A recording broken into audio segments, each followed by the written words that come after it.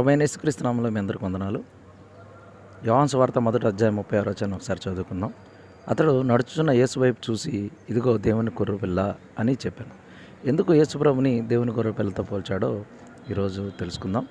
యేసుప్రభు క్రొత్త నిబంధన చేయడానికి వచ్చాడని మనకి మత్తయి సువార్త 26వ అధ్యాయం, మార్కు, లూకా, యోహాను సువార్తలో మనకు కనపడుతుంది.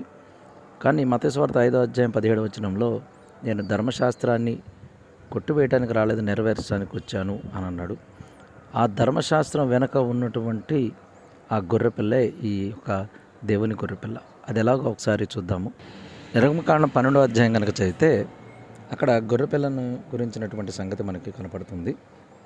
అప్పటి వరకు ఇజ్రాయేలీలు ఐగుప్తులో ఉన్నటువంటి క్యాలెండర్ వాడుతుండగా దేవుడు వాళ్ళకి ఒక ప్రత్యేకమైనటువంటి క్యాలెండర్ నియమించడం జరిగింది. అక్కడ మీరు 1-2 వచనాలు గమనిస్తే, నెలలో ఈ నెల మీకు మొదటిది, ఇది మీ సంవత్సరం మొదటి నెల.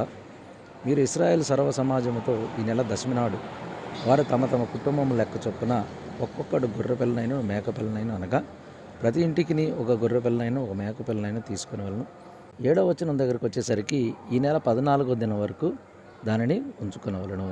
తర్వాత ఇశ్రాయేలీల సమాజపు వారందరూ తమ తమ కూటములలో సాయంకాలం ముందు దాన్ని చంపి దాని రక్తం కొంచెం తీసి తాము దాన్ని తిని ఇండ్ల ద్వారపు బంధపు 2 నిలువు కమ్మీల మీదను పై కమ్మీల మీదను చల్లి, ఆ రాత్రియే వారు అగ్నితో కాల్చబడిన ఆ మాంసమును పొంగని రొట్టెలను తినవలను, చేదు కూరలతో తినవలను. ఉదయకాలం వరకు దానిలో మిగిలినది అగ్నితో కాల్చివేయవలను. ఇశ్రాయేలుకు ఒక క్యాలెండర్ ఇవ్వడం జరిగింది. నెలలలో మీకు ఇది మొదటి నెల అంటున్నాడు.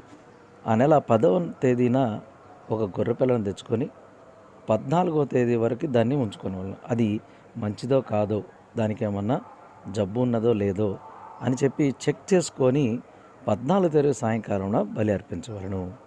యేసుప్రభు కూడా తన 30వ సంవత్సరంలో దేవుని గొర్రెపిల్లగా మంచిదో కాదో అని చెప్పి 3.5 సంవత్సరాల పరిచర్యలో యూదులు, పరిసయ్యులు, శాస్త్రులు, ప్రధాన యాజకులు వీళ్ళందరూ కూడా ఆయన్ని పరీక్షించడం జరిగింది. సాయంకాలం కూటములలో పస్కా రోజున ఏ విధంగానైతే గొర్రెపిల్ల బలైనదో, అలానే దేవుని గొర్రెపిల్ల కూడా మత్తయి సువార్త 26వ అధ్యాయంలో గమనిస్తే అదే సాయంకాలం కూటములలో బలి అవ్వటం జరిగింది.